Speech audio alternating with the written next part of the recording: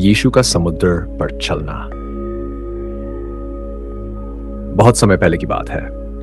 एक दिन यीशु मसीह अपने चेलों के साथ एक पहाड़ी स्थान पर लोगों को शिक्षा दे रहे थे। दिन भर की मेहनत के बाद जब शाम हो गई तो उन्होंने अपने चेलों से कहा, तुम लोग नाव में बैठकर झील के पार चले जाओ, मैं प्रार्थना करने पहाड़ पर जाऊंगा। चेलों ने वैसा ही किया। वे नाव में बैठकर गलील झील के बीच में पहुंच गए, लेकिन आधी रात के समय झील में तेज आंधी और लहरें उठने लगीं।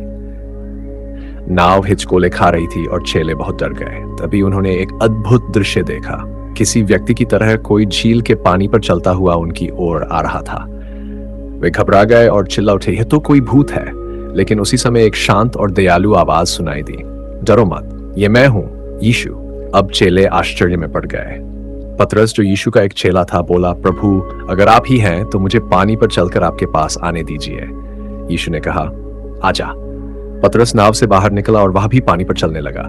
लेकिन जब उसने तेज हवा और लहरों को देखा तो डर गया और डूबने लगा। वह चिल्लाया, प्रभु, मुझे बचाइए। यीशु ने तुरंत उसका हाथ पकड़ लिया और उसे ऊपर खींच लिया। उन्होंने कहा, अरे कम विश्वास वाले, तू क्यों डरा? फिर दोनों नाव में चढ़ गए और आश्चर्य की बात ही हुई कि हवा और लहरें एकदम शांत हो गईं। चेले डर और आदर से भर गए और कहने लगे, सचमुच आप परमेश्वर के पुत्र हैं।